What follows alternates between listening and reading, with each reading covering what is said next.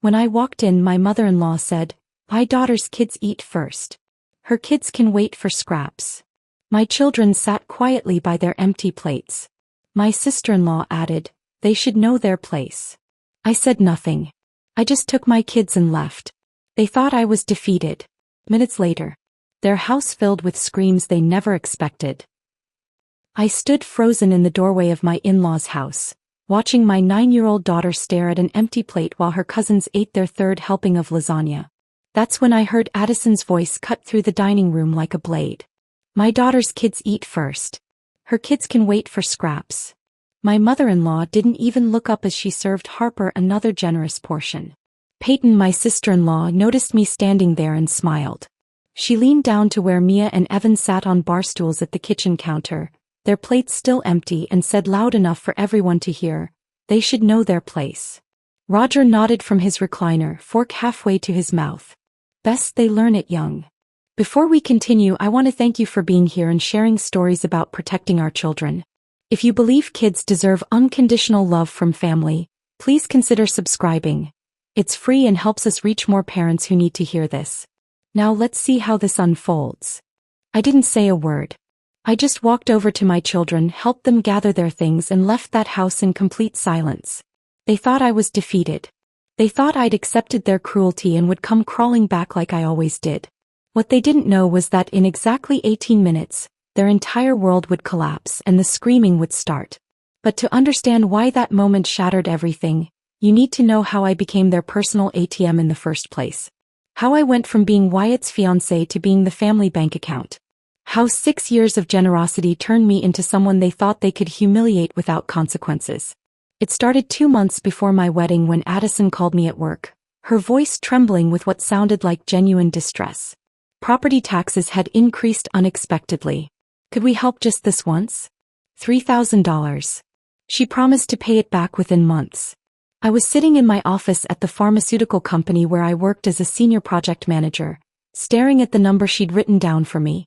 $3,000 wasn't nothing, but it wasn't impossible either. I wrote the check that same day. Wyatt was so grateful when I told him. He pulled me into a hug and said his family was lucky to have me, that not everyone would be so generous with people they barely knew. I didn't tell him that I wasn't being generous. I was being desperate. My parents had died in a car accident during my junior year of college, leaving me with a modest inheritance and a crushing loneliness that made me ache for family connection. Wyatt's family seemed like everything I'd lost. His mother baked pies from scratch. His father told stories that made everyone laugh. His sister had 2 kids who'd started calling me Aunt Leah within weeks. When Addison hugged me and called me the daughter she'd always wanted, something inside me healed just a little bit. I thought I'd found my place. I thought I'd found home. I had no idea I'd really just made my first payment into a system that would bleed me dry. 3 months after the wedding, Roger needed a medical procedure. Insurance covered most of it, but not all. $5,000 this time. Addison cried when she asked, explaining how embarrassed Roger felt about needing help, how proud he was, how much it meant that family was stepping up when things got hard. I signed that check even faster than the first one because her gratitude made me feel needed in a way I'd never experienced before. That's when I should have noticed the pattern. That's when I should have asked why Roger's adult daughter Peyton wasn't contributing, why his own savings couldn't cover a $5,000 gap, why every family crisis somehow became my responsibility. But I didn't ask those questions because I didn't want to be difficult. I wanted to be the good daughter-in-law, the one who understood that family helps family, the one who belonged. My career had taken off after graduate school in ways I hadn't fully expected. Senior project manager at 31 was impressive in my field, and the salary reflected that success. I earned nearly 3 times what Wyatt made teaching high school biology. His family noticed that disparity immediately, though nobody said it outright at first. Instead, Addison would mention how proud she was that Wyatt had married someone so successful, so capable of providing stability. She touched my arm when she said it, her eyes warm with what looked like genuine affection. I didn't realize she was calculating my worth down to the dollar. The requests escalated after that first year with a precision I was too blind to see. Addison would call within days of me mentioning a promotion, suddenly facing a roof emergency that needed $15,000. The contractor's estimate would arrive in my email that same afternoon, as if she'd been planning this conversation for weeks. Roger's truck would die right after my year-end bonus hit our account, requiring immediate replacement because how could he get to his part-time job at the hardware store without reliable transportation? And then came Peyton's crisis. Her divorce from an abusive husband turned ugly, and suddenly she needed a custody lawyer to protect Harper and Liam. $12,000 in legal fees. Addison called me sobbing, explaining that family sticks together, that we protect our own, that didn't I want to help keep those babies safe from their father? I wrote that check without even discussing it with Wyatt first because how could I say no to protecting children? What I didn't ask was why Peyton's own parents, who owned their house outright and had retirement savings, couldn't cover their daughter's legal fees. Why every family emergency somehow skipped right over the people who should have been first in line and landed directly on me. I was too busy trying to prove I belonged to notice I was being used. 6 years. 6 years of writing checks for emergencies that always seemed to coincide with my bonuses and raises. 6 years of funding roof repairs and truck replacements and legal fees and medical bills. 6 years of being told I was generous and selfless and exactly the kind of daughter-in-law every mother dreams of having. What I failed to track during all those years was the complete absence of reciprocity. The one-way street our relationship had become where I gave everything and received nothing but more requests. When Mia was hospitalized with severe pneumonia and I desperately needed help with Evan, Addison was too busy with her church women's group to babysit. When I suffered a miscarriage and could barely get out of bed, Peyton couldn't take time off from her part-time boutique job to bring meals or help with the kids. When Wyatt and I were struggling in our marriage and desperately needed a weekend away to reconnect, suddenly everyone had scheduling conflicts and prior commitments that made childcare impossible. But when they needed money, I was family. Sacred and obligated and expected to sacrifice without hesitation. Wyatt never questioned it. He'd been raised in a household where his mother's word was absolute law, where Peyton's position as the biological daughter granted her a status I could never achieve no matter how long we were married or how much money I contributed. He genuinely believed that financial support equaled love, that writing checks proved our commitment to family bonds. I wanted so badly to be a good wife, to honor his family the way he honored them, that I ignored the growing unease in my gut. I ignored how they never asked about my work stress or celebrated my achievements. I ignored how they praised Peyton endlessly for managing her part-time boutique job while dismissing my 60-hour weeks as just corporate work that anyone could do. I ignored how they displayed dozens of photos of Harper and Liam throughout their house but not a single picture of Mia and Evan. I ignored everything because I was terrified of being the difficult daughter-in-law. The outsider who didn't understand their ways. The woman who'd married their son but never quite fit into their world. So I kept writing checks and pretending everything was fine. I kept showing up for Sunday dinners where I was expected to help cook and clean while Peyton sat at the table scrolling through her phone. I kept volunteering to host holidays at our house because Addison's back hurt too much to handle the work, then watching her play with Harper and Liam for hours without any apparent pain. I kept being the ATM they could rely on, the solution to every financial problem, the daughter-in-law who never said no. Until the day I walked in and saw my children sitting in front of empty plates while their cousins feasted. Until I heard Addison say my kids could wait for scraps. Until Peyton told my babies they needed to know their place. That's when 6 years of willful blindness shattered in an instant. That's when I finally understood what I'd really been funding all this time. Not family connection. Not belonging. Just my children's systematic humiliation at the hands of people who thought my money was more valuable than my kids' dignity. I gathered Mia and Evan and left that house without saying a word because I didn't trust myself to speak. Because if I started talking I'd start screaming and I needed to be cold and calculated for what came next. In the car, Evan asked quietly if we were in trouble. Mia stared out the window with tears running down her face that she didn't bother to wipe away. And I made a decision right there in that driveway. I was done being the good daughter-in-law. Done writing checks for people who thought my children were disposable. I pulled out my phone and checked the time. 7:27. I started the car and drove home in silence, my mind already calculating exactly what I needed to do. Exactly how long I needed to wait. Exactly how I was going to make them understand what they'd just lost. 18 minutes. That's how long my children had sat with empty plates watching their cousins eat. In 18 minutes I was going to return the favor. The morning had started like any other Tuesday.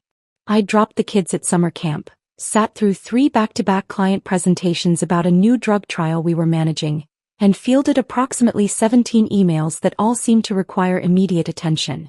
By 4:30, I was still stuck in a conference room listening to our lead researcher explain why we needed to adjust the testing timeline, and I realized with sinking dread that I wasn't going to make it to pick up Mia and Evan by 5.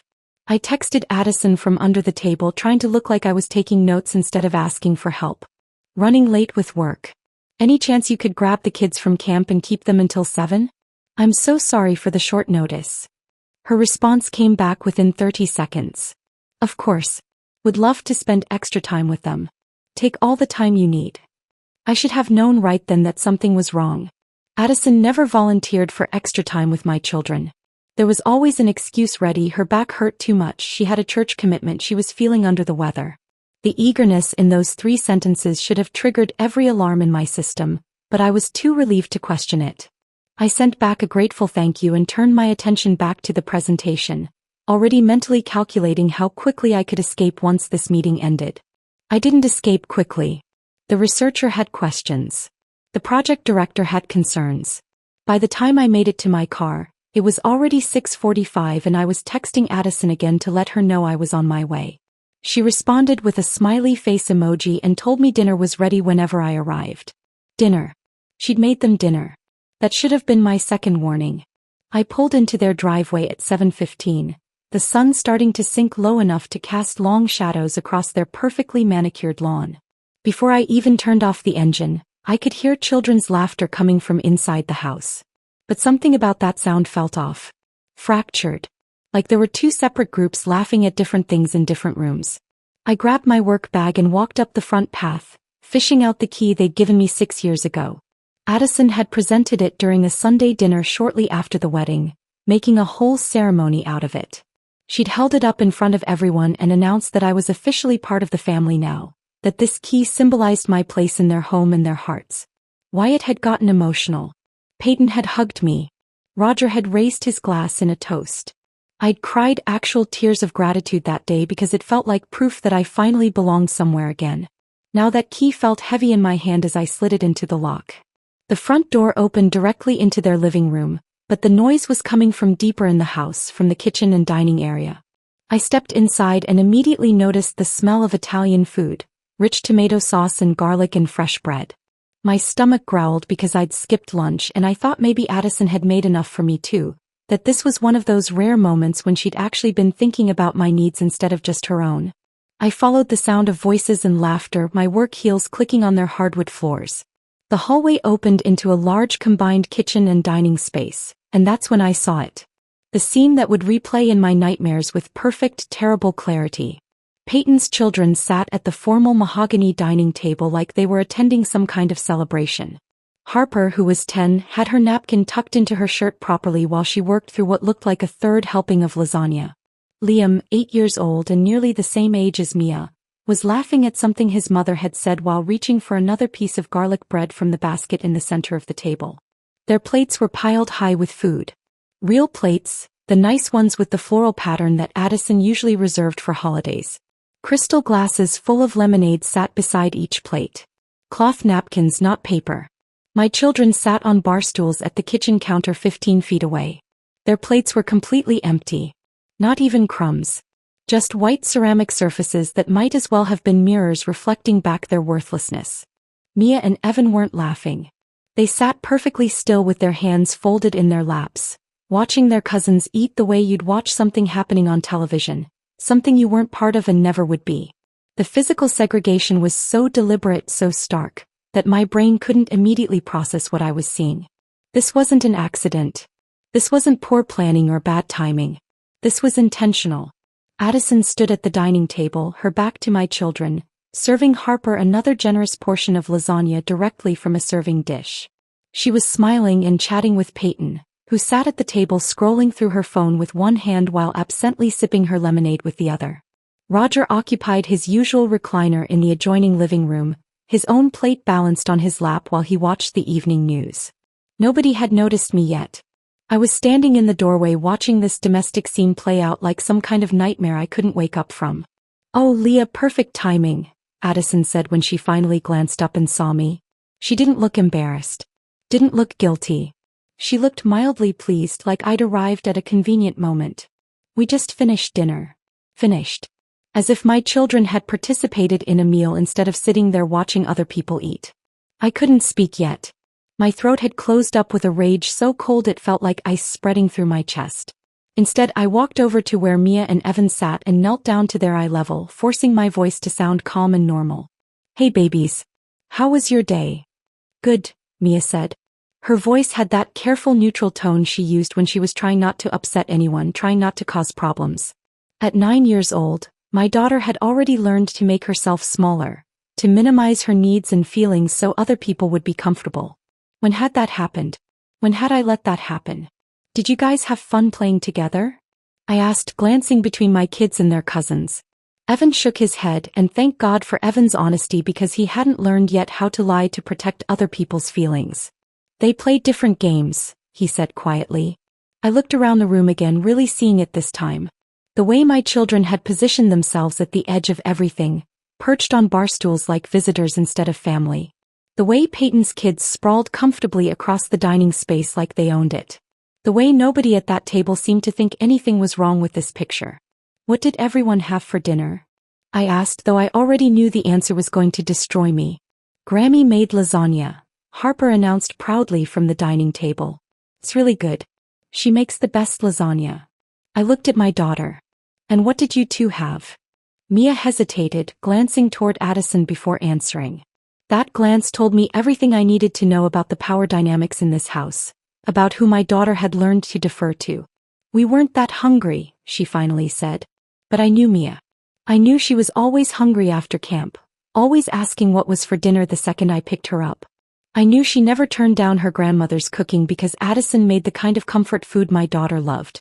"Actually, there wasn't quite enough for everyone," Addison interjected smoothly, like she was explaining something perfectly reasonable.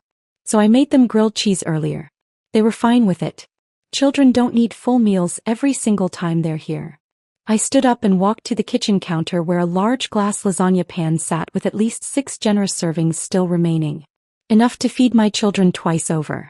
Enough to make it clear that Addison's explanation was a lie, and she didn't even care that I could see the evidence sitting right there. "I think I'll make them plates now," I said, reaching for the serving spoon. "Leah, honestly they're fine," Addison said, and now there was an edge in her voice. "Children don't need full meals every single time they're here. They already ate." "But Harper and Liam seem to need full meals," I observed quietly, looking at the overflowing plates at the dining table. "They seem to need second and third helpings." The room went silent except for the television in the background. Even Roger's chewing slowed as he picked up on the tension. "My daughter's children have different nutritional needs," Addison said, and the casualness of her cruelty took my breath away. "Her kids can wait for scraps if there's not enough to go around. That's just how it works in blended families." Blended families. Like the problem was family structure instead of deliberate exclusion. Like she was explaining basic mathematics instead of teaching my children they didn't deserve to eat. I started serving lasagna onto 2 clean plates anyway, my hands shaking with fury I was barely containing. Behind me, I heard Peyton's chair scrape against the floor. I heard her footsteps approaching. And then I heard her voice, directed at my children, not at me. "You two are sweet kids," she said, and when I turned around she was smiling. "But you should know your place in this family. My children come first. That's just how it is." Mia's fork, which she'd picked up in anticipation of finally eating, stopped halfway to the plate I was preparing. Evan's eyes filled with tears he was too proud to let fall. Roger's voice came from the living room, agreeable and matter-of-fact. "Best they learn it young." I looked at my children's faces as they absorbed this lesson. This lesson about their worth. About how their own family saw them as lesser beings who didn't deserve basic dignity or kindness. Something inside me snapped clean in half. "Come on, kids," I said quietly. "Get your things. We're leaving." "Leah, don't be dramatic," Addison called after me, but I was already helping Mia down from her bar stool. "We can talk about this." I didn't respond. I just put the plates of lasagna I'd been preparing into the microwave and set it for 2 minutes. If my children were going to eat, they were going to eat properly, sitting down, taking their time. Not rushed out the door like I was ashamed of feeding them in this house. Talk about what? I finally said, my voice eerily calm even to my own ears. About how you think my children should accept being second-class family members. About how you think it's appropriate to feed them scraps while their cousins feast. The microwave beeped. I pulled out the plates, tested the temperature with my finger and set them in front of Mia and Evan. Their faces transformed when they saw the food, real food, the same food their cousins had been enjoying. That joy shouldn't have broken my heart, but it did. They shouldn't have been this grateful for basic decency. You're twisting everything, Roger said from his recliner, finally setting down his own plate. We love those kids. I looked at him directly for the first time. Do you? When's the last time you came to one of Evan's baseball games? Silence. When's the last time you asked Mia about her science fair project? She won second place in her grade, by the way. Built a model of the solar system that lit up when you pressed buttons for each planet. More silence. When's the last time either of you treated them like they actually belonged here? While my children ate, I pulled out one of the other bar stools and sat down beside them, watching their faces as they focused on their food with an intensity that made my chest ache. They were eating like they were afraid someone might take it away. 7 and 9 years old, and they'd already learned not to take anything for good in this house. So what did you guys do all day? I asked gently, keeping my voice light even though I could feel Addison's eyes boring into the back of my head. Watch TV mostly, Evan said between bites. Any good shows? He shrugged. Just cartoons. The ones for little kids. Did you play any games? It's such a beautiful day outside. The question hung in the air for a moment before Mia answered, her eyes still on her plate. Harper and Liam went to the park with Grammy. That sounds fun. Did you go too? Silence. The kind that speaks entire volumes. Why didn't you go to the park, baby? I asked, though I already knew the answer was going to gut me. Grammy said she could only take 2 kids safely, Mia explained with a matter-of-factness that shattered something inside me. And Harper and Liam asked first, so they got to go. Asked first. As if my children's grandmother operated on a first-come first-served basis instead of treating all her grandchildren equally. As if taking 4 kids to a public park was somehow more dangerous than taking 2. How long were they gone? I asked. I don't know. A long time. We watched 3 episodes of cartoons. An hour and a half minimum. My children had sat inside watching television meant for toddlers while their grandmother took their cousins to the park on a perfect summer afternoon. And nobody had thought there was anything wrong with that picture. I looked over at Addison, who was suddenly very interested in wiping down the already clean dining table. You couldn't take all 4 kids to the park? It's a safety issue, Leah, she said without looking at me. I can only watch so many children at once, and Harper and Liam are more familiar with the park rules. They know how to stay close and listen. I didn't want to risk. Risk what? I cut her off. Risk my children existing in the same space as their cousins? Risk treating them like they matter. That's not what I said. But it's what you meant. Peyton, who'd been quiet since I started heating up the lasagna, suddenly set down her phone. Actually, Leah, since you're here, I should mention we're going to be pretty busy the next few weekends. Summer's full of activities. The shift in topic was so abrupt it took me a second to catch up. What kind of activities? Oh, community pool parties, neighborhood barbecues, the annual family reunion on my mom's side. She said it casually like she was just making conversation, but I caught the deliberate exclusion in her words. That sounds wonderful. The kids would love all of that, especially the pool parties. Mia's been practicing her diving all summer. The temperature in the room dropped 10 degrees. Well, Peyton said, her smile not quite reaching her eyes, these are kind of specific events. Not really appropriate for everyone. What does that mean? Roger cleared his throat from the living room. What Peyton means is that some of these events are specifically for blood family. Keeps things simple, you understand. Traditions and all that. Blood family. There was. The phrase that reduced my children to outsiders in their own family tree. I see, I said, though I was only beginning to see the full architecture of their exclusion. And you think it's appropriate to teach my children that they're not real family? That they don't deserve the same experiences as their cousins? We're not saying they're not real family, Addison protested, finally looking at me directly. We're just being realistic about social dynamics. Your kids need to understand that Peyton's children will always have certain privileges because they carry our bloodline. It's natural. It's biological. Natural. Biological. She was using science words to justify cruelty, as if genetics was a reasonable excuse for treating children differently. So at the pool party, I said slowly, when Harper and Liam are swimming and playing with their cousins and friends, where exactly do you expect my children to be? Nobody answered. At the family reunion when everyone's taking photos and sharing stories about family history, do Mia and Evan just stand in the corner? Do they wait outside? You're being deliberately obtuse, Peyton said, irritation creeping into her voice. Nobody said they'd be excluded from everything. We're just saying that some events are more appropriate for our side of the family. The biological side. I looked around that dining room, really seeing it for the first time. The portraits on the walls were all of Peyton's children. Birthday photos, school pictures, candid shots of Harper and Liam at various ages. There wasn't a single photograph of Mia or Evan displayed anywhere in this house. Not one. Let me ask you something else, I said, standing up from the bar stool. When's the last time any of you came to Evan's baseball games? He plays every Saturday morning, has for the past 2 seasons. Silence. When's the last time you asked Mia about school? About her friends? About the science fair she spent 6 weeks preparing for? Roger shifted uncomfortably in his recliner. We ask about school. When's the last time you called just to talk to them, not to ask me for money? The question landed like a physical blow. I could see it in their faces, the realization that I'd connected the dots they thought I was too blind to see. That's not fair, Addison said weakly. Isn't it? Because from where I'm standing, it looks like your relationship with my children has always been secondary to your relationship with my bank account. You remembered to call when Roger needed a new truck. You remembered to call when Peyton needed a lawyer. You remembered to call when the roof needed repairs. But you've never once remembered to call on Mia's birthday. Not once in 9 years. We send cards, Peyton protested. You send cards that I know for a fact your mother buys in bulk at the grocery store because I found the receipt on the counter last Christmas. Generic birthday cards with $20 tucked inside. The same cards you send to your hairdresser and your mail carrier.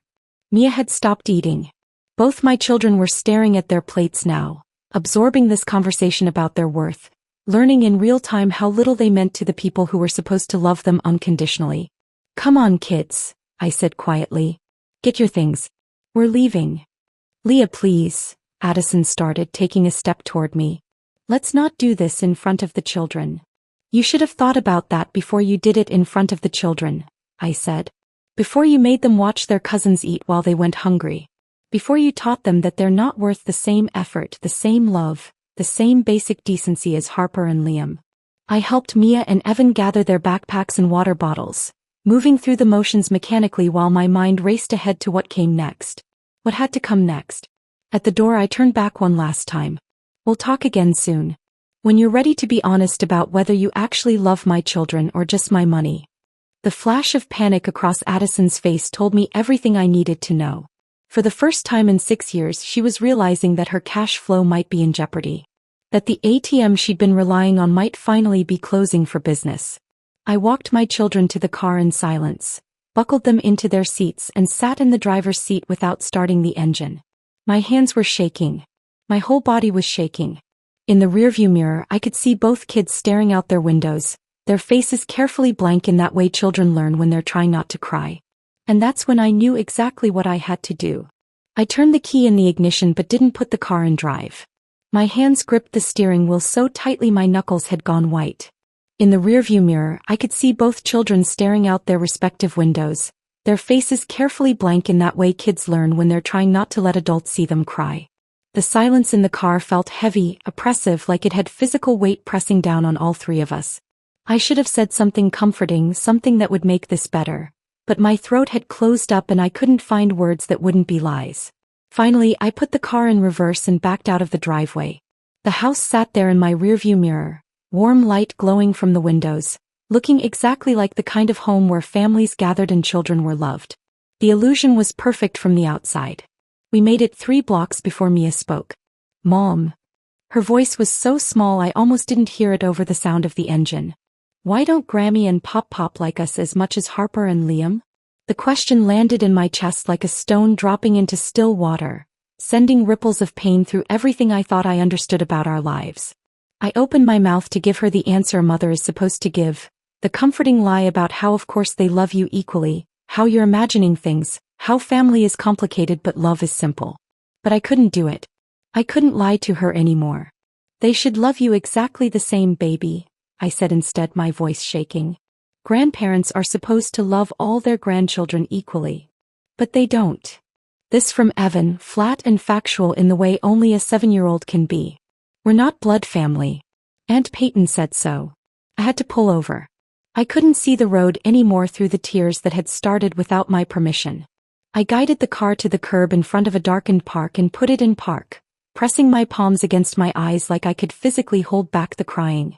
My 7-year-old son had just articulated his own perceived worthlessness, and he'd done it in the same tone he might use to comment on the weather. Like it was just a fact of life he'd accepted. Like he'd already learned his place in this world. Listen to me, I said, turning around in my seat to look at both of them directly. What Aunt Peyton said is cruel and wrong. You're family. You are their grandchildren. And if they can't see how special and valuable and wonderful you are, that's their failure, not yours. Do you understand me? Mia nodded, but her eyes were full of doubt. Evan just stared at his hands. How long has this been happening? I asked, though I wasn't sure I wanted to know the answer. How long have they been treating you differently when I'm not there? The kids exchanged a glance, that sibling communication that happens without words. Always, I think, Mia finally said. But we thought maybe we were being too sensitive. Like maybe we were imagining it. Always. The word echoed in my head while I turned back around and stared at the dark park through the windshield. Always meant this wasn't new. Always meant every time I dropped them off for babysitting, every Sunday dinner, every holiday gathering, this had been happening and I'd been too blind to see it. Or maybe I'd been too afraid to see it because seeing it would have meant choosing between my children and the family I'd worked so hard to belong to. My mind started racing backward through 6 years of memories, re-examining them through this new lens. Mia's 6th birthday party where Addison and Roger had brought Harper and Liam elaborate presents, remote control cars and American Girl dolls, while Mia got a $20 gift card to Target. I'd told myself they were on a budget, that handmade gifts were more meaningful anyway, that Mia didn't need material things to know she was loved. Christmas 2 years ago when Addison's living room had been covered in framed photos of Harper and Liam at various ages, professional portraits and candid shots, a whole wall dedicated to Peyton's children. When I'd asked where the photos of Mia and Evan were, Addison had said she was waiting to get good ones printed, that the lighting in the ones I'd sent wasn't quite right. I'd believed her. I'd actually believed her. The beach house vacation that we weren't invited to because of limited space. Roger had explained they could only fit one family comfortably, and since Peyton was recently divorced and struggling, she needed it more. But the beach house had 4 bedrooms. I'd seen photos. There had been plenty of space, they just hadn't wanted us there. Every small cruelty had been there all along, building a foundation of exclusion brick by brick while I'd been too busy writing checks to notice the structure they were constructing around my children. I pulled back onto the road and continued driving home, my mind still cataloging incidents I'd dismissed as misunderstandings. The Christmas pageant where Addison and Roger had sat in the front row cheering for Harper but claimed they'd gotten the time wrong for Evan's performance. The science fair where they'd promised to come see Mia's project but never showed up because of a last-minute conflict they couldn't avoid. The baseball games, the school concerts, the award ceremonies, all the moments where my children had scanned the audience looking for their grandparents and found empty seats instead. When we pulled into our driveway, I could see Wyatt moving around in the kitchen through the window. Normal Tuesday evening, making dinner, probably assuming we'd all walk in with stories about our day and everything would be fine. Everything was not fine. The kids went straight upstairs without being asked, and I knew they wanted space to process what had happened without adults watching them. I stood in the entryway for a moment trying to compose myself before facing my husband, but my face must have given me away immediately. What happened? Wyatt asked when I walked into the kitchen. His tone was already defensive, already bracing for criticism of his family. I told him everything. Every word his mother had said, every cruelty his sister had inflicted, every moment of our children sitting with empty plates while their cousins feasted. I watched his face cycle through shock and discomfort and then settle into something that looked like resignation, and that expression told me he'd known. Maybe not the specific incidents but the overall pattern. He'd known and chosen not to see it. They probably didn't mean it the way it sounded, he said, and those words coming out of his mouth felt like betrayal. You know how Mom is. She says things without thinking them through. She told our children they should wait for scraps, Wyatt. She said it was normal for blood family to eat first. Your sister told them they need to know their place. What part of that could I possibly be misunderstanding? He ran his hand through his hair, a gesture I recognized from every difficult conversation we'd ever had. I'm sure there's context you're missing. Family dynamics are complicated. Stop, I said, my voice sharp enough that he actually took a step back. Stop defending them. Stop making excuses. Your family humiliated our children today, and instead of being angry about it, you're telling me I'm overreacting. I'm not saying you're overreacting.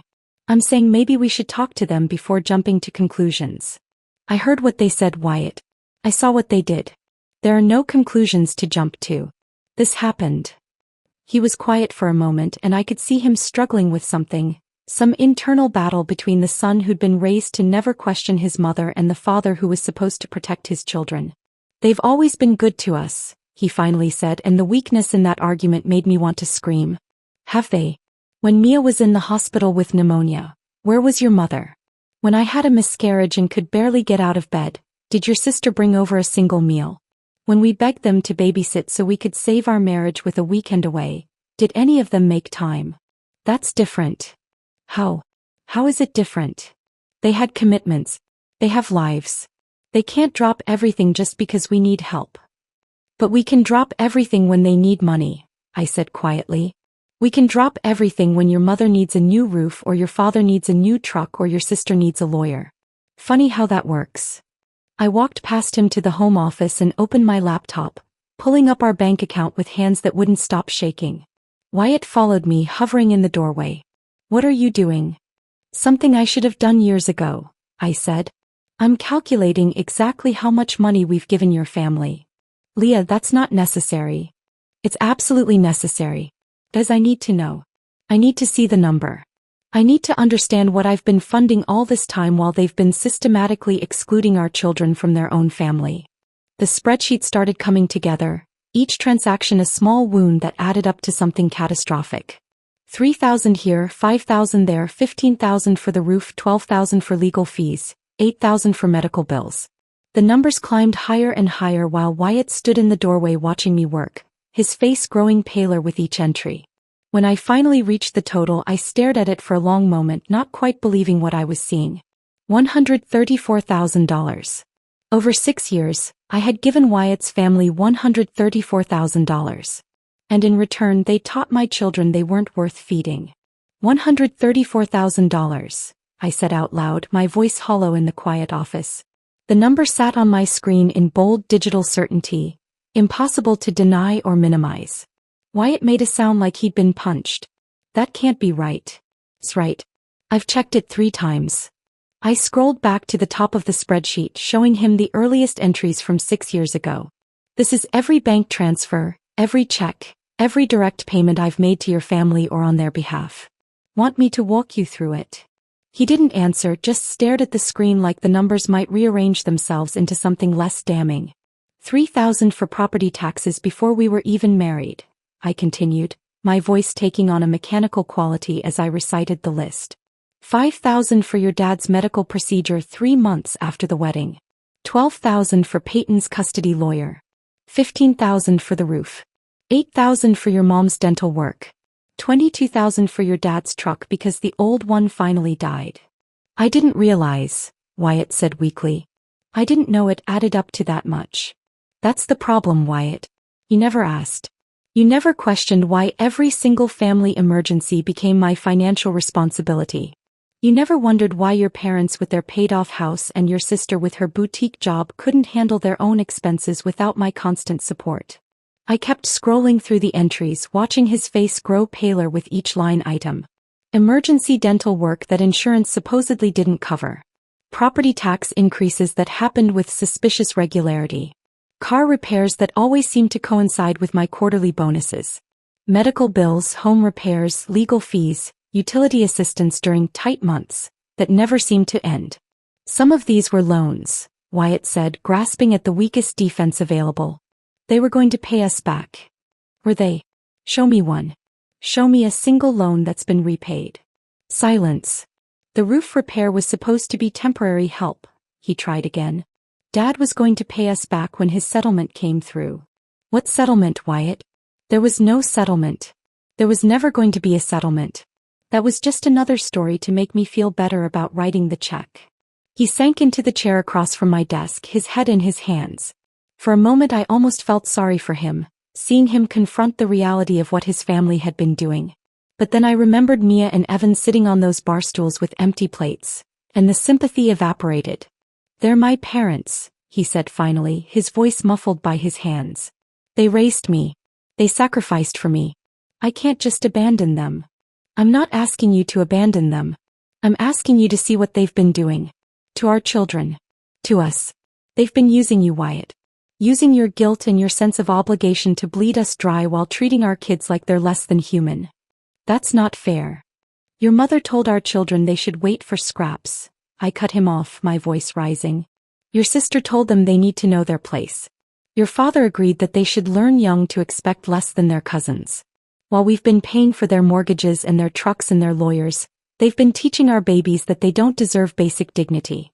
How is pointing that out not fair? I heard footsteps on the stairs and immediately lowered my voice. The last thing I needed was for Mia or Evan to hear us fighting about them. A moment later there was a soft knock on the office door. Mom. Mia's voice, small and uncertain. Can I get some water? Of course, baby. I'll come with you. I left Wyatt sitting in the office staring at the spreadsheet and went upstairs with Mia. She filled her water bottle at the kitchen sink, taking longer than necessary, and I realized she'd come down because she'd heard us arguing and wanted to make sure I was okay. 9 years old and already trying to take care of me. Are you and Dad fighting about what happened at Grammy's? She asked, not looking at me. I could have lied. Should have lied, probably. But I was so tired of lying to protect other people's feelings. We're having a difficult conversation about it, yes. Is it our fault? The question shattered what was left of my composure. I pulled her into a hug, holding her tight against my chest. No, sweetheart. None of this is your fault. Not one single bit. You and Evan have done nothing wrong. The adults in this situation have made bad choices, and we're trying to figure out how to fix it. Does Dad think we're overreacting too? Like she'd already internalized that her feelings about being excluded and humiliated weren't valid. Like she'd learned to doubt her own perception of cruelty. Dad is learning some things he should have paid attention to a long time ago, I said carefully. It's hard for him because it's his family, and nobody wants to believe their family would do something hurtful on purpose. She nodded against my shoulder and I could feel her tears soaking through my shirt. After I got her settled back in bed, I stood in the hallway for a long moment, just breathing, trying to find the strength to go back downstairs and finish the conversation I'd started. My phone buzzed in my pocket. A text from Rachel, my best friend since college. How did it go? Call me if you need to talk. I'd texted her on the drive home, a brief message explaining what had happened. Now I realized I desperately needed to hear a voice that wasn't Wyatt's, someone who would understand without defending, who would validate what I was feeling instead of telling me I was overreacting. I went into the bedroom and closed the door before calling her. Tell me everything, Rachel said immediately, no preamble, no small talk. So I did. I told her about the empty plates and the full dining table, about Addison's casual cruelty and Peyton's deliberate meanness, about Roger nodding along like this was all perfectly reasonable. I told her about Wyatt's defensive reaction and the spreadsheet showing $134,000 in support for people who couldn't be bothered to love my children. Rachel listened without interrupting, which was one of the things I loved most about her. She didn't try to fix it or minimize it or offer platitudes. She just listened until I ran out of words. I'm not surprised, she finally said, and there was sadness in her voice. Leah, I've been watching this pattern for years. I've tried to point it out gently, but you weren't ready to hear it. I know. I'm sorry. Don't apologize. I understand why you couldn't see it. You wanted family so badly after losing your parents. Wyatt's family seemed like everything you'd been missing. But they've been using that longing against you, using your generosity as a weapon. What do? I asked, my voice breaking. How do I fix this? What do you want to do? I thought about it for a moment, really considered what outcome I was looking for. Did I want an apology? Did I want them to change? Did I want to salvage the relationship somehow? No. What I wanted was for them to understand what they'd lost. What they'd thrown away by treating my children as disposable. I want them to hurt the way they hurt my kids, I said quietly. Is that terrible? It's human, Rachel said. And honestly, it might be necessary. Some people don't learn until they face real consequences. I don't even know where to start. Actually, Rachel said, and I could hear the shift in her tone from friend to paralegal, you might have more options than you think. Didn't you co-sign on their mortgage? Yeah, 3 years ago when they were refinancing. Their credit was shot from some previous foreclosure. And you've been making payments? Substantial ones. The property taxes alone are brutal. What about Roger's truck? You mentioned a loan. I guaranteed it with my credit score. They couldn't get approved on their own. Rachel was quiet for a moment, and I could practically hear her legal mind working through possibilities. Leah, do you understand what this means? You're not just giving them money. You're actually legally responsible for their debts. Which means you also have the power to remove yourself from those obligations. My heart started beating faster. What are you saying? I'm saying that if you wanted to send a message, a very clear and very powerful message about what happens when you take someone for granted, you have the legal right to stop all support immediately. You can remove yourself as a co-signer on that mortgage. You can withdraw your guarantee on the truck loan. You can stop making any payments you've been making on their behalf. What would happen to them? They'd have to cover those expenses themselves. And given what you've told me about their financial situation, they probably can't. They'd face foreclosure on the house. The truck would get repossessed. They'd have to drastically downsize their lifestyle. I sat with that information, turning it over in my mind. The power I'd had all along without realizing it. The leverage I'd been giving them freely while they used it to hurt my children. How fast could this happen? I asked. If you make the calls tomorrow? The banks would notify them within 48 hours. Foreclosure proceedings take about 90 days, but the panic would start immediately. I thought about 18 minutes. 18 minutes my children had sat with empty plates watching their cousins eat. 18 minutes of humiliation and hunger and learning they didn't matter. I need to think about this, I said. Of course. But Leah? Whatever you decide, I'm here. If you need legal paperwork, if you need someone to make calls with you, if you just need someone to remind you that you're not crazy for being angry, I'm here. After we hung up, I sat on the edge of my bed staring at nothing. Downstairs, I could hear Wyatt moving around, probably still in the office looking at that spreadsheet. The house was quiet except for the normal settling sounds, the hum of the refrigerator, the distant sound of a neighbor's dog barking. I pulled up my banking app on my phone and started looking at the recurring payments more carefully. The mortgage assistance that went out on the 1st of every month. The truck payment on the 15th. The mysterious monthly transfer to an account I'd set up years ago that I'd now realized was paying part of Peyton's rent. They'd built their entire comfortable lifestyle on the foundation of my income. Their nice house, their reliable vehicles, their ability to take beach vacations and host elaborate dinners. All of it funded by the daughter-in-law they'd never bothered to value. I stayed up most of that night researching. Co-signed loans, guarantor obligations, mortgage law. By 3 a.m, I understood exactly what I could do and what the consequences would be. By 4 a.m, I'd made my decision. I didn't sleep that night. I just lay in bed staring at the ceiling, listening to Wyatt's breathing beside me, running through scenarios and consequences in my mind.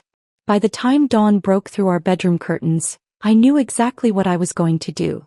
Wyatt left early for summer school classes, kissing my forehead without meeting my eyes. We hadn't resolved anything from the night before. The spreadsheet still sat open on my laptop downstairs, $134,000 in damning evidence neither of us could ignore. I got the kids ready for camp with mechanical efficiency, packing lunches and sunscreen while they moved around me with unusual quietness. They knew something was wrong, could feel the tension radiating off me like heat from pavement. Mom? Mia asked as I buckled her seatbelt. Are we ever going to see Grammy and Pop again? The question lodged in my throat like a physical object. I had to take a breath before I could answer. I don't know yet, sweetheart. We need some time to figure things out. Did we do something wrong? Her voice cracked on the last word and I had to grip the car door to keep myself steady. No.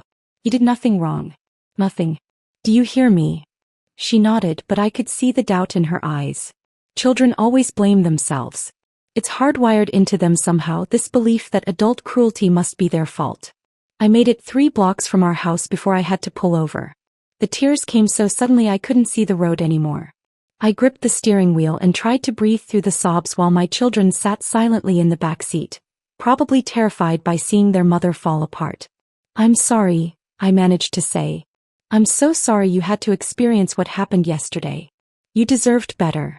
You deserve so much better than how they treated you. It's okay, Mom, Evan said quietly from the back seat. We're used to it. Used to it. My 7-year-old son was used to being treated as less than human by his own family. How had I let this happen? How had I been so blind? Are we going to be okay? Evan asked, and something in his tone made me look at him in the rearview mirror. Without Grammy's help, I mean. Are we going to be okay? The question revealed how much he'd absorbed about our family dynamics. He'd been paying attention to things I thought children didn't notice. The constant requests for money, the way we rearranged our lives around his grandparents' needs, the unspoken understanding that Grammy and Pop required our support to survive. We're going to be more than okay, I told him, wiping my eyes and pulling back onto the road. I promise you that. After I dropped them at camp, I sat in the parking lot with my phone in my hand. My accountant's number was already pulled up. All I had to do was press call. But once I started this, there was no going back. Once I dismantled their financial security, we would be at war. I pressed call. My accountant, Margaret, answered on the second ring. I'd prepared her yesterday with a brief overview of what I needed, so she was ready. I want to move forward, I said. With everything we discussed. You're sure about this, Leah? Once we start the process, it's going to move quickly. I'm sure. Hey, let me pull up your file. I heard typing on her end. The mortgage first. You're listed as co-signer on the property at 847 Maple Grove Drive, correct? Correct. I'll contact the bank this morning and initiate removal of you as co-signer.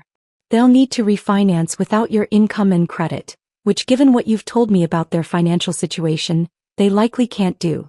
They'll have 90 days to either refinance, find another co-signer, or pay off the mortgage in full.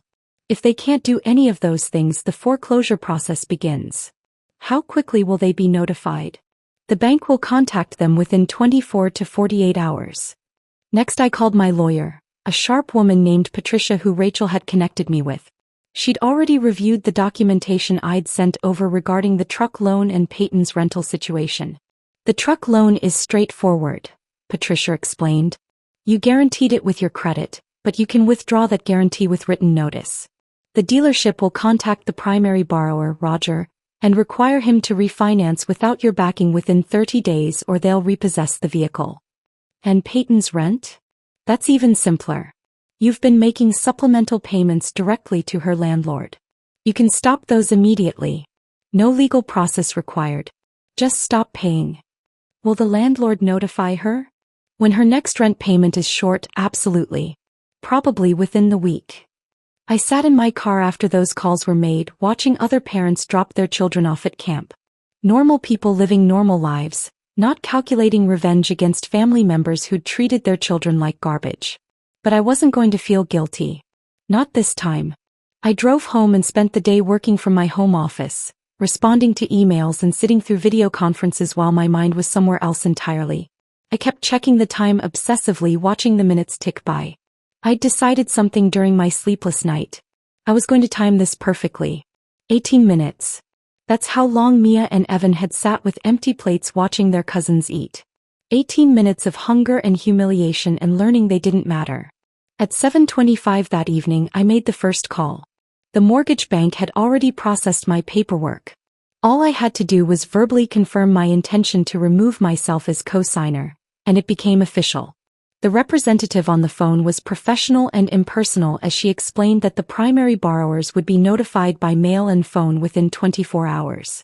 Second call. The truck dealership. Same process, same efficiency. Roger would receive notification that he needed to refinance the loan without my guarantee within 30 days.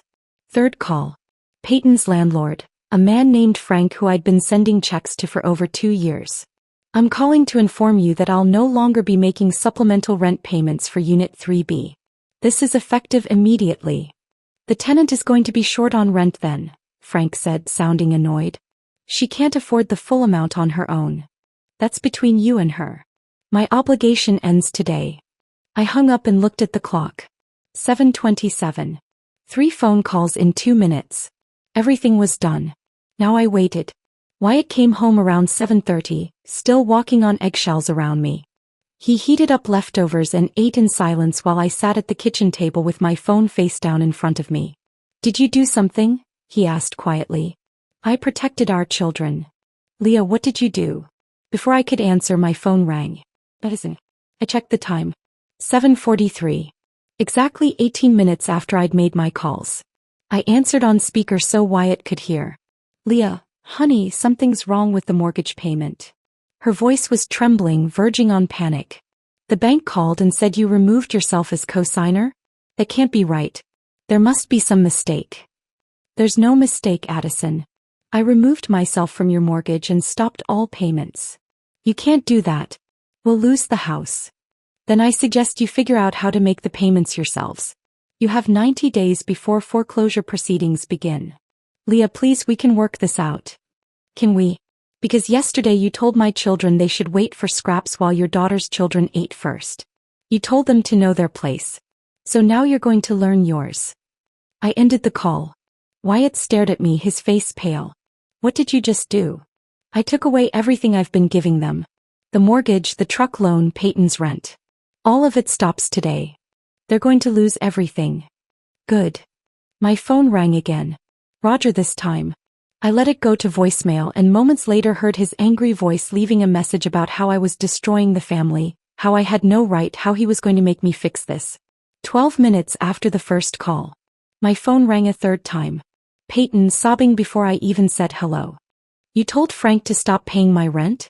Leah, I can't afford my apartment without that help. I'm going to get evicted. Then I suggest you ask your mother for help, I said calmly. Oh wait, she's about to lose her house because I stopped subsidizing her lifestyle too. You vindictive. Be very careful what you say next, Peyton. Because I've also notified your custody lawyer that I won't be covering any more of your legal fees. I believe you still owe them about $8,000. I'm sure they'll be very interested in immediate payment. The line went dead. 17 minutes after the first call. I looked at Wyatt, who was staring at me like he'd never seen me before. I timed it, I said. 18 minutes. The exact amount of time our children sat with empty plates watching their cousins eat. Every phone call, every moment of panic they're experiencing right now, it matches what they did to Mia and Evan. Minute by minute. Leah, they're going to lose everything they have. Yes, I said. They are. Wyatt's phone started ringing at 6 the next morning. His mother. He looked at the screen, looked at me and declined the call. It rang again 30 seconds later. And again. And again. By the time we sat down for breakfast, he had 14 missed calls from various members of his family. I had 9. The barrage had begun. The first voicemail from Addison started with tears. Leah, honey, please call me back. There's been a terrible misunderstanding with the bank. They're saying we're going to lose the house. Please, we need to fix this. Call me. The second voicemail, left an hour later, had a different tone. I don't know what kind of game you're playing, but this isn't funny. You can't just destroy our lives because you're upset about a little disagreement.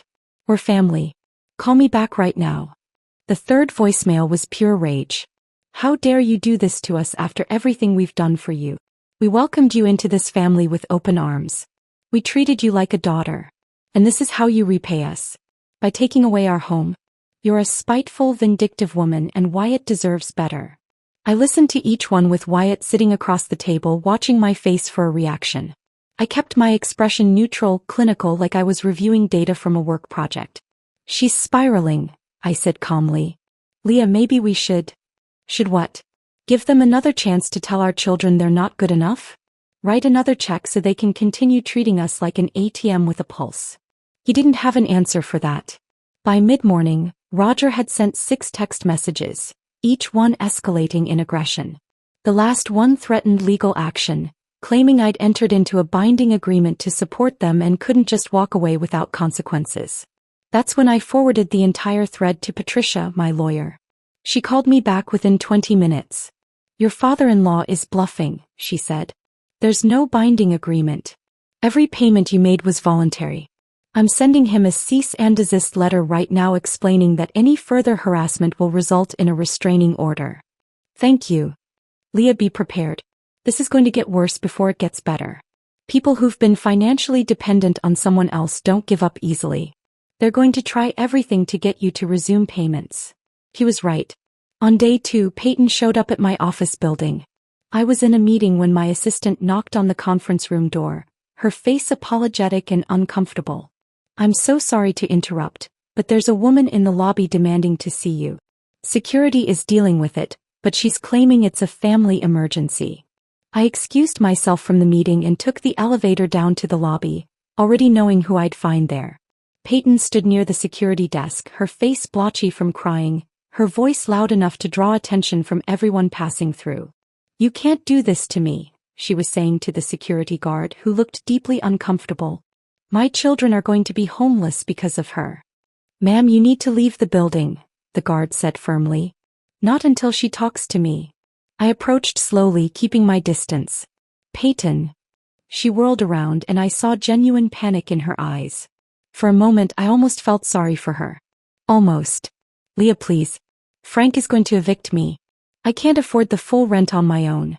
Harper and Liam need stability. You can't do this to my children. You did this to your children when you decided mine weren't worth basic decency. That's not what happened. You told my kids they should know their place, I said quietly, aware of the audience we'd attracted. You said your children come first. Well, now my children come first. You'll figure it out, Peyton. The same way millions of single mothers figure it out without someone else paying their bills. I'll lose custody. Don't you understand? If I can't provide stable housing, Jeremy's lawyer will use it against me. You're going to help him take my children. That hit differently than I expected. For a split second I wavered, thinking about Harper and Liam and how none of this was their fault. But then I remembered Mia and Evan sitting on those bar stools with empty plates, and the sympathy evaporated. Then maybe you should have thought about consequences before you treated my children like they were disposable. Security escorted her out while she screamed about how I was destroying her life. I went back upstairs, sat through the rest of my meeting, and didn't let myself think about what had just happened until I got home that evening. What I didn't expect was the call from Wyatt's Aunt Linda. I'd met Linda exactly 3 times, all at major family events. She lived in Oregon and wasn't particularly close with Addison or Roger, but she was Roger's sister and apparently had been more involved in their lives than I'd realized. Leah, this is Linda Harper. I hope you don't mind me calling, but I need to understand what's happening with Roger and Addison. What did they tell you? I asked carefully. Addison called me yesterday asking for money. She said you'd cut them off financially and they were about to lose everything. She said you'd always been controlling with money, that you held it over their heads, and now you were punishing them over some minor disagreement about the grandkids. The lies were so breathtaking I actually laughed. Is that what she said? She made it sound like you'd been financially abusive for years. Said she'd been reaching out to family because she didn't know how else to survive. She's been telling me this for about 3 years now, actually. I've been sending them money every month because I thought they were being mistreated. 3 years. Addison had been running a side operation with extended family, telling them I was the villain while I was actively funding her entire lifestyle. Linda, would you be willing to listen to my side of this? That's why I'm calling. I sent her everything. The spreadsheet showing $134,000 in payments. Bank statements proving I'd been making their mortgage payments. The timeline showing how every request coincided with my bonuses. And then I sent her the recording I'd made on my phone at dinner, where you could clearly hear Addison talking about my children waiting for scraps. Linda called me back an hour later and I could hear the anger in her voice.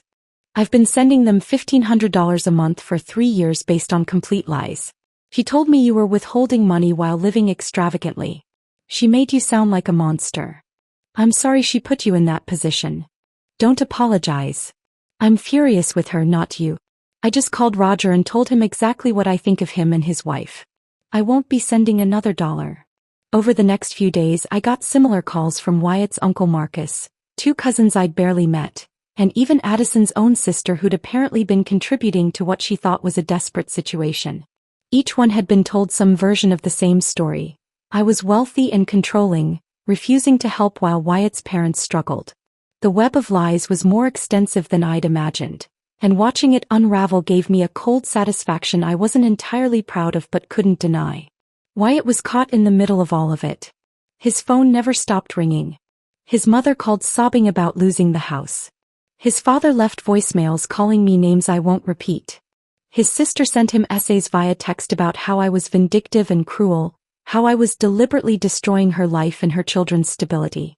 I watched him struggle with it, torn between the loyalty he'd been raised to feel and the growing realization that I'd been right about his family all along. One night, about a week after I'd made those phone calls, he was in the bedroom talking to his mother. I could hear it from the hallway where I'd paused on my way to check on the kids. His voice was strained, exhausted. "Mom, I can't keep having this conversation. No, I'm not going to make her change her mind. Because you told her children they should wait for scraps. You told them they needed to know their place." There was a long pause where I could hear Addison's voice through the phone, high-pitched and defensive. "I don't care if that's not how you meant it," Wyatt continued, and I heard something crack in his voice. "That's what you said. That's what Mia and Evan heard. Do you have any idea what that did to them?" I backed away from the door, not wanting to eavesdrop anymore, but I'd heard enough. Something was shifting in him finally. When he came downstairs 20 minutes later, his eyes were red. "I told her I need space," he said. "I can't be in the middle of this anymore. I can't keep defending them when I know what they did was wrong." It was the first time since this started that he'd acknowledged their behavior without qualifying it, without making excuses. "That must have been hard," I said. "It was. But you know what was harder? Mia asked me earlier if Grammy was mad because we stopped giving her money." My heart dropped. "She what?" She heard me on the phone. She connected all the dots, Leah. She understands that Grammy and Pop's love was conditional on our financial support. What 9-year-old should have to understand that? He sat down heavily at the kitchen table, his head in his hands. "I've been so stupid. You tried to tell me for years that something was off and I kept defending them. I kept telling you that you were misunderstanding, that you were being too sensitive. And all this time our kids were watching and learning that love is something you have to purchase. You didn't see it because you didn't want to," I said gently. "They're your parents. Nobody wants to believe their family would treat them that way. But they did. They used us. They used you specifically because you lost your parents and were desperate for family. They saw that vulnerability and exploited it for 6 years. And I let them." The admission hung between us, painful and necessary. "What do we do now?" he asked. I sat down across from him. "Now we protect our children. We teach them that they don't have to accept less than they deserve from anyone, including family members who are supposed to love them unconditionally." He nodded slowly. "Even if it means my parents lose their house? Especially if it means that. Because maybe losing everything they built on our backs will teach them something about consequences and respect." For the first time since this nightmare started, Wyatt reached across the table and took my hand. "I'm sorry," he said. "I should have protected you and the kids years ago. I should have seen what they were doing." "You see it now," I said. "That's what matters." We sat at that kitchen table holding hands for a long time, not saying anything, just existing in the quiet acknowledgement that we were finally on the same side. It was the first moment of peace I'd felt since walking into that dining room and seeing my children with empty plates. The next 3 months unfolded exactly as my lawyer and accountant had predicted.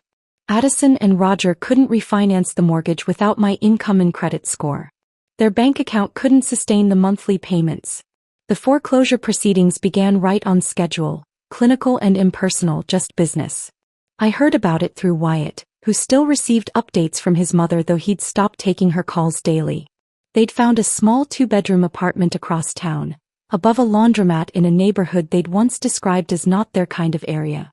They'd had to sell most of their furniture just to cover the moving costs and first month's rent. Roger's truck was repossessed in week 7. I heard he'd tried to hide it at a friend's house, but the repo company had tracking technology. Now he took the bus to his part-time job at the hardware store, something he'd apparently complained about bitterly to anyone who would listen. Peyton had found a roommate through some online service, a college student who needed cheap rent. She'd picked up a second job waitressing 3 nights a week on top of her boutique hours. Her Instagram, which I'd stopped following but occasionally checked out of morbid curiosity, had gone from curated lifestyle shots to nothing at all.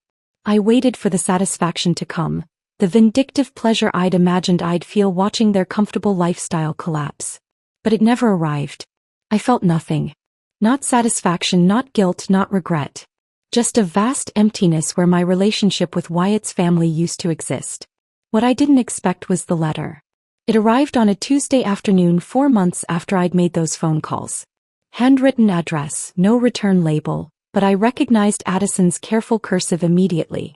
I held it for a long time before opening it, not sure I wanted to read whatever justification or accusation it contained.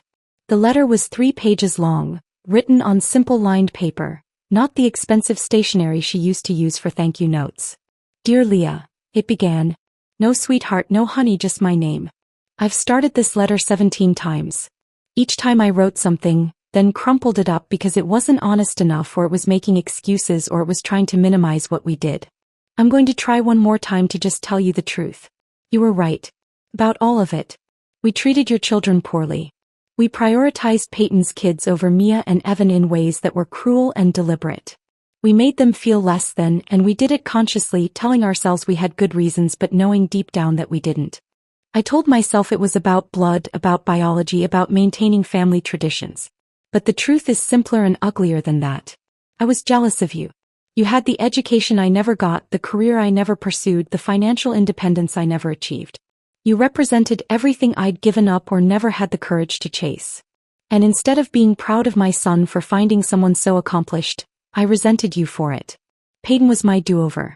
My second chance. I poured everything into her kids that I felt I'd missed with my own children. And when you came along with your success and your money and your confidence, I saw you as competition instead of family. So I took your money and I let you believe it made you belong. But I never really let you in. I never really accepted that your children were as much my grandchildren as Peyton's. I kept you at arm's length while bleeding you dry, and I told myself I was doing it for family when really I was just being spiteful and small. Losing the house, losing our comfortable life, it forced me to look at what we'd done. Roger and I are living in a 2-bedroom apartment that costs more per month than our mortgage did, and we're barely making it. Peyton is working herself to exhaustion just to keep her kids housed. And we did this to ourselves. Not you. I'm not asking for money. I'm not asking for anything except the chance maybe someday to be a real grandmother to Mia and Evan. To show them that adults can learn and change and do better. To prove that I'm capable of loving them the way I should have from the beginning. If you're not ready for that, I understand. If you're never ready for that, I understand that too. I just needed you to know that I see what we did. I see it clearly now. And I'm sorry. It was signed simply, Addison. No love or regards or any of the usual closings. I read it 3 times before showing it to Wyatt that night. He read it once, slowly, then set it down on the kitchen table between us. What do you think? He asked. I think it's the first honest thing she said to me in 6 years. I answered. But I don't know if one letter changes anything. Do you want it to? That was the real question. Did I want to rebuild a relationship with people who'd hurt my children so deliberately? Did I want to risk letting them back into our lives? I don't know yet, I admitted. Ask me again in a few months. Wyatt and I had started marriage counseling in month 2, after a particularly bad fight where he'd accused me of being vindictive and I'd accused him of being a coward.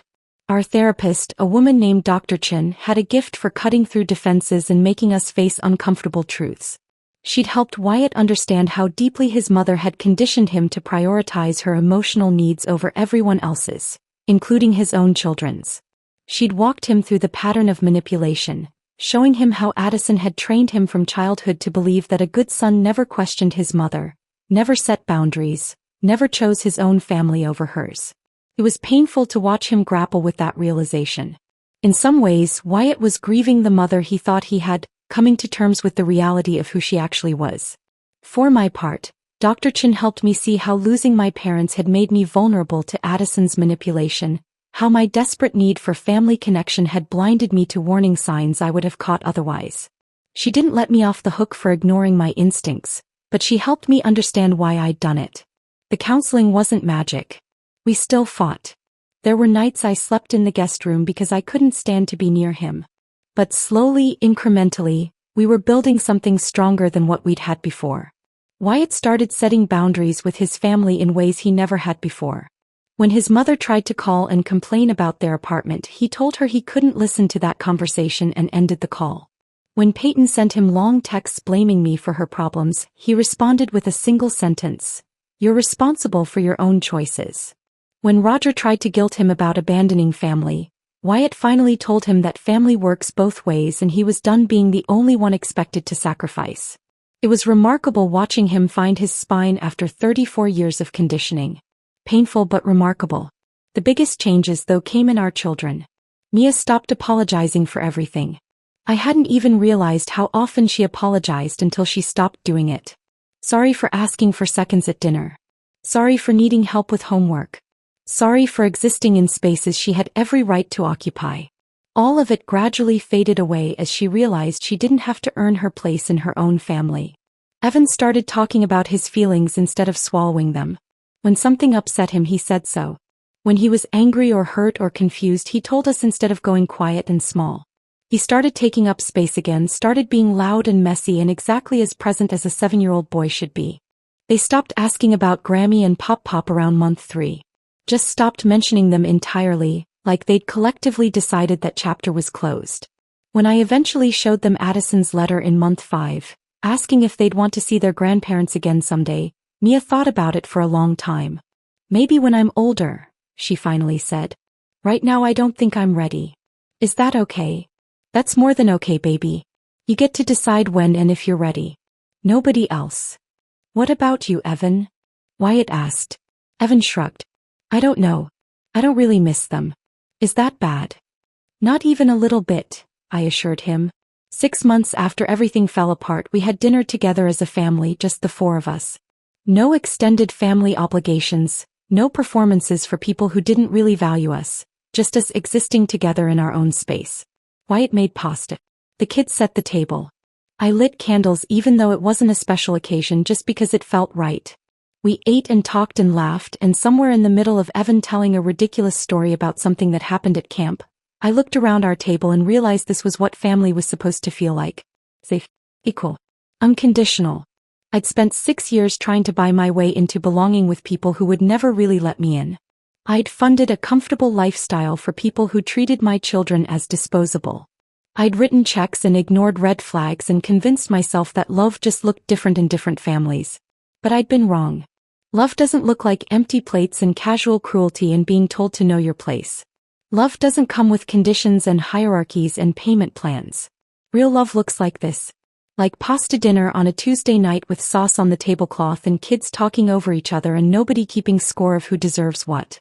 I'd burned down the toxic structure I'd been supporting for years. And from the ashes we were building something real. The screams that had filled Addison's house the night I made those phone calls had been the sound of consequences arriving after years of being held at bay. I'd delivered them with precision and purpose, timing the devastation to match the cruelty my children had experienced. I'd never regret it. Not for a single moment. Because my children deserved a mother who would protect them, even when it meant going to war with the family I'd tried so hard to join. They deserved to learn that they didn't have to accept less than they were worth, that boundaries were healthy, that real love never required them to make themselves smaller.